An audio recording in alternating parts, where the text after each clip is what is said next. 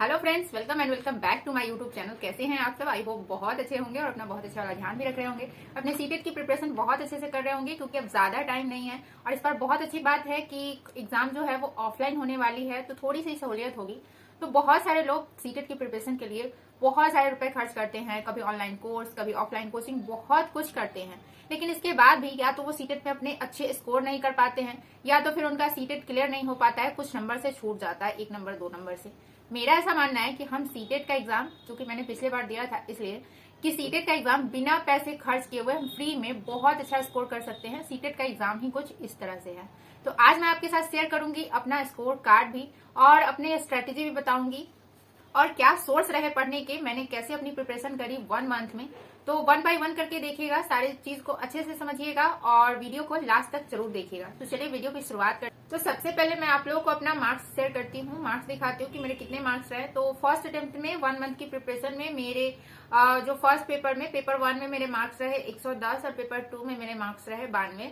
तो मैं ये बिल्कुल नहीं कहूंगी कि मेरे बिना पढ़े ये मार्क्स आ गए या मैंने कुछ नहीं पढ़ा। मैंने अपना जो 1 मंथ में था वो 100% दिया था और 100% प्रिपरेशन करी थी। 1 मंथ ही करी थी, लेकिन 100% अपनी तरफ से बेस्ट दिया था और प्रिपरेशन किया था और एग्जाम दिया था सीटेट का।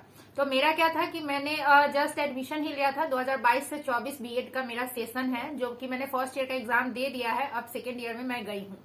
तो मैंने एडमिशन लिया था और जस्ट नवंबर में फॉर्म आ गया था सीटेट का, और दिसंबर से एग्जाम होना था। तो मेरे पास 1 मंथ बचा हुआ था और इसलिए फॉर्म भरा था क्योंकि था कि फर्स्ट ईयर अपीयरिंग वाले भी दे सकते हैं एग्जाम।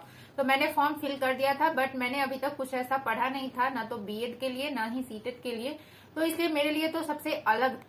तो 1 मंथ में ही प्रिपरेशन करी, इसलिए पेपर 1 की प्रिपरेशन मैंने बहुत अच्छे से करी, लेकिन पेपर 2 की प्रिपरेशन उतने अच्छे से नहीं करी। इसलिए मैं अपने मार्क्स से मैं सेटिस्फाइड हूँ, क्योंकि मैंने उसी हिसाब से अपनी पढ़ाई करी थी। इसलिए मैं दोनों पेपर के मार्क्स से मैं सेटिस्फाइड हूँ। तो अब मैं आप लोगों को बताती हूँ कि मैंने 1 मंथ में अपना प्रिपरेशन कैसे करी। तो वो मैं आप लोगों के साथ शेयर करती हूँ। तो क्या होता है, आजकल लोग ऑनलाइन कोर्स ले लेते हैं। तो मैं भी ले सकती थी, लेकिन मैं इसलिए नहीं ली क्योंकि मेरे पास उतना टाइम नहीं था। मैं अकेले रहती हूँ और मेरे पास छोटा बच्चा है, तो हो सकता था कि मैं ऑनलाइन कोर्स हर सब्जेक्ट का लगभग 1-1 घंटे रहते हैं क्लास, तो शायद मैं नहीं कर सकती थी। इसलिए मैंने ऑनलाइन कोर्स परचेज नहीं किया। बट आप ले सकते हैं, मैं ये नहीं कहूंगी। कोई भी कोर्स खराब नहीं होता है, वो हमारे फायदे के लिए ही होता है। तो अगर आप कर सकते हैं तो बिल्कुल ले लीजिए। लेकिन मेरा ये कहना है कि हम फ्री में भी यूट्यूब से भी अपना सीटेट का प्रिपरेशन कंप्लीट कर सकते हैं। आजकल तो सभी के पास फोन है और फोन में यूट्यूब है, और यूट्यूब एक ऐसा सोर्स है कि मैं अपनी बात बताऊं तो शादी के बाद मुझे दाल चावल और रोटी के अलावा कुछ भी खाना बनाने नहीं आता था, और आज मैं बहुत अच्छा खाना बना लेती हूँ। मुझे सिलाई करने नहीं आती थी और आज मैं अपने सारे ब्लाउज खुद से बहुत अच्छे से सिल लेती हूँ, यूट्यूब से देखकर। यूट्यूब से सीखा है मैंने ब्लाउज सिलना, खाना बनाना, बहुत कुछ। मुझे जो भी नहीं आता है मैं सबसे पहले यूट्यूब सर्च करती हूँ। तो आप यूट्यूब से भी सर्च करके, यूट्यूब पे आजकल मतलब पढ़ाई के मामले में तो इतने सारे टीचर मौजूद हैं कि कहीं से हमें कुछ भी कोर्स खरीदने या ये करने की जरूरत नहीं पड़ती है। एक बहुत सारे टीचर, और एक अब ये हमें ढूंढना होता है कि एक क्वालिटी कंटेंट हमें किस टीचर से मिल रही है। तो ये एनालिसिस हमें खुद करना होता है। तो यूट्यूब खोलिए और किसी भी सब्जेक्ट का कोई भी टॉपिक यूट्यूब पे सर्च कीजिए और उसको देखना स्टार्ट कीजिए। आपको बहुत सारे टीचर मिल जाएंगे जो एक ही टॉपिक पे बहुत सारे वीडियो बनाए रहते हैं। तो आपको एनालिसिस करना होगा कि कौन से टीचर का वीडियो आपको ज्यादा समझ में आ रहा है। क्योंकि ये नहीं है कि जैसे बहुत बड़े बड़े यूट्यूब चैनल है तो आप उन्हीं से पढ़े, या जिससे मैं पढ़ी हूँ उसी से आप पढ़े। आपको एनालिसिस करना है कि कौन से टीचर बहुत ही ज्यादा अच्छे से पढ़ा रहे हैं और आपको बहुत ही अच्छे से समझ में आ रहा है, और उनका कंटेंट जो है वो बेस्ट है। प्रीवियस ईयर के क्वेश्चन भी फ्री में बहुत सारे वेबसाइट पे मिल जाते हैं, वेबसाइट पे भी मिल जाते हैं और यूट्यूब पे भी मिल जाते हैं प्रीवियस ईयर के क्वेश्चन भी। तो ये थोड़ा ढूंढना मुश्किल होता है कि हाँ कौन सा जो मटेरियल है वो बहुत अच्छा है हमारे लिए, या कौन सा कंटेंट बहुत अच्छा है हमारे लिए। और शायद इसी वजह से लोग ऑनलाइन कोर्स परचेज कर लेते हैं कि चलो इतना पढ़ लेंगे तो हमारा सीटेट जो है वो क्लियर हो जाएगा। बात करते हैं पेडागॉजी का। तो पेडागॉजी को ना लोग बहुत ही ज्यादा हवा बना दिए हुए हैं, लेकिन ऐसा कुछ भी पेडागॉजी नहीं है। पेडागॉजी हमारी अंडरस्टैंडिंग की जांच करता है कि हम किस प्रकार से सोचते हैं, या फिर हम किस प्रकार से बच्चों को पढ़ाते हैं। हम जो बच्चों को पढ़ा रहे हैं वो बच्चों को समझ में आ रहा है या नहीं आ रहा है। अगर नहीं आ रहा है तो हमें किस तरह से चेंज करना है, किसकी गलती है, ये सारे चीज पेडागॉजी में पूछे जाते हैं। बेसिकली ये है कि पेडागॉजी जो है वो आपके व्यवहार की जांच करता है कि आप किस प्रकार से सोचते हैं, आपकी सोच की परख करता है। आप कितने पॉजिटिव है ये देखता है, क्योंकि पेडागोजी सेक्शन के जो ज्यादातर क्वेश्चन होते हैं उसके आंसर जो होते हैं वो पॉजिटिव ही होते हैं, क्योंकि क्वेश्चन में पॉजिटिव ही पूछा जाता है। कुछ ऐसे क्वेश्चन है जिसमें जो निगेटिव क्वेश्चन रहते हैं जिसमें नहीं लगा रहता है, तो जो नहीं वाले आंसर क्वेश्चन रहते हैं उसके आंसर ही निगेटिव होते हैं, नहीं तो ज्यादातर जो क्वेश्चन के आंसर होते हैं वो पॉजिटिव में जाते हैं। तो आपको अपना एक पॉजिटिव एटीट्यूड भी बनाना होता है, और इसलिए बोला जाता है कि जो हमें जो ट्रेनिंग में पढ़ाया जाता है बीएड या डीएलएड वगैरह में, वो एक तरह से समझिए कि टीचर का व्यवहार में परिवर्तन किया जाता है ताकि वो बच्चों को अच्छे से पढ़ा सके।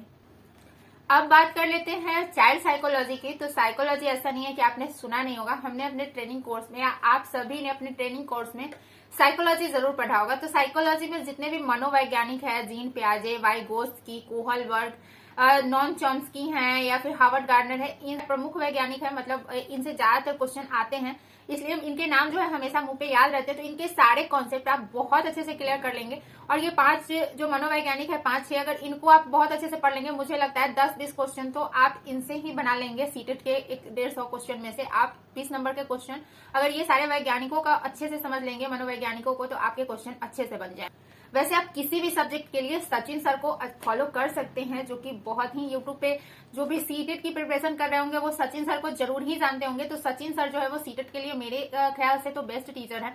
मैंने उन्हीं को फॉलो किया, इसलिए मैं उनका यहाँ पे नाम ले रही हूँ। तो सचिन सर को आप फॉलो कर सकते हैं किसी भी सब्जेक्ट के लिए। आप नोट्स भी बना सकते हैं, लेकिन क्या होता है, मुझे ऐसा लगता है कि नोट्स से ज्यादा मुझे वीडियो से पढ़ना ज्यादा इजी लगता है, इसलिए मैं सोचती हूँ कि वीडियो से पढ़ लेना ज्यादा इजी होता है नोट्स बनाने से। लेकिन नोट्स आप शॉर्ट नोट्स बनाइए, लॉन्ग नोट्स नहीं बनाइए। शॉर्ट नोट जो आपके समझ में नहीं आ रहा उसको अपनी कॉपी में। अब बात करते हैं ईवीएस की। तो ईवीएस के लिए भी आप सिर्फ सचिन सर को फॉलो कर सकते हैं। अगर नहीं फॉलो करना चाहते हैं तो आप एनसीईआरटी पढ़ सकते हैं, क्योंकि क्या था कि इस बार जो एग्जाम हुआ है उसमें ईवीएस को लेकर बच्चों की काफी शिकायत रही कि ईवीएस में जो क्वेश्चन जो है वो बहुत हार्ड पूछे गए, कुछ शिफ्ट में बहुत हार्ड क्वेश्चन पूछे गए। तो इसलिए ईवीएस को जरूर कंप्लीट कीजिएगा। ईवीएस के लिए मैं सचिन सर को ही फॉलो की थी, और एक और सर हैं जो यूट्यूब पे ही रोजगार विद अंकित करके हैं, वहां मैंने ईवीएस का क्लास किया था, तो वहां से मैंने ईवीएस अपना कंप्लीट किया था। तो ईवीएस पे थोड़ा सा ध्यान दीजिएगा, क्योंकि इस बार के ईवीएस के कंटेंट में लोगों की काफी शिकायत रही कि क्वेश्चन थोड़े से हार्ड हो गए। जैसे ईवीएस का पूरा सारा थीम वगैरह बना हुआ है, उसमें जेंडर इक्वालिटी और मैप, उसके बाद टाइम एंड डिस्टेंस, ये जो टॉपिक्स वगैरह हैं, इसे एक एक क्वेश्चन जरूर रहते हैं। तो इस चीज को आप जरूर पढ़ लीजिएगा। मैप तो जरूर पढ़ लीजिएगा, किसी शिफ्ट में तो मैप से 2-2 क्वेश्चन रहते हैं एंड डिस्टेंस से भी 2 क्वेश्चन रहते हैं, तो ये बहुत इंपॉर्टेंट है। तो आप मैप को और टाइम एंड डिस्टेंस को जरूर पढ़ लीजिए। और मैथ तो बहुत ही बेसिक पूछे जाते हैं, तो आप जो डेली काम करते हैं, जोड़ घटाव वगैरह, इसी टाइप के क्वेश्चन रहते हैं मैथ्स में पेपर 1 के लिए। तो आपको मैथ्स में ऐसी, अगर आपको बिल्कुल भी नहीं आती है तो आपको थोड़ी सी प्रैक्टिस कर लेनी है, लेकिन आप अगर थोड़ा बहुत मैथ जानते हैं तो आपको मैथ एक्स्ट्रा नहीं पढ़ना पड़ेगा। बाकी बच्चे लैंग्वेज हिंदी और इंग्लिश, तो उसमें 15 नंबर के पैसेज और 15 नंबर के पेडागॉजी रहते हैं। तो पैसेज को तो आपको मोस्टली आपको मतलब प्रैक्टिस करना ही पड़ेगा। आप जितना प्रैक्टिस करेंगे उतना आपके लिए सही रहेगा। और सबसे लास्ट में कि प्रीवियस ईयर तो मोस्ट इंपॉर्टेंट है। आप कोई भी बुक ले लीजिए जिसमें अच्छे से सारे अब तक के सारे प्रीवियस ईयर क्वेश्चन दिए हुए हो, और आप उसके एक्सप्लेनेशन बहुत अच्छे से उसमें दिए हुए हो, उसके सॉल्यूशन बहुत अच्छे हो, और एक्सप्लेन भी बहुत अच्छे से किया गया हो आंसर को। वो आप कोई भी बुक ले सकते हैं। मेरी बात करें तो मैंने किरण पब्लिकेशन का बुक लिया था, और उसी से मैंने अपनी प्रीवियस ईयर के सारे क्वेश्चन लगा लिए थे। लगभग 2011 से 2022 तक के जितने भी क्वेश्चन पूछे गए थे मैंने अपने लगा लिए थे। तो इस वीडियो में बस इतना ही। आई होप इस बार के सीटेट में आप लोग अपने मार्क्स बहुत अच्छा स्कोर कर पाएंगे। तो मिलते हैं फिर नेक्स्ट वीडियो में कुछ नई बातों के साथ, कुछ नई एनर्जी के साथ। और अगर आप हमारे चैनल पे नए हैं, चैनल को पहली बार देख रहे हैं, तो प्लीज चैनल को सब्सक्राइब कर लीजिएगा, बेल आइकन को प्रेस कर लीजिएगा, और वीडियो अच्छा लगा हो तो लाइक कर दीजिएगा और कमेंट करके जरूर बताइएगा। तो मिलते हैं फिर नेक्स्ट वीडियो में कुछ नई बातों के साथ, कुछ नई एनर्जी के साथ। तब तक के लिए बाय बाय।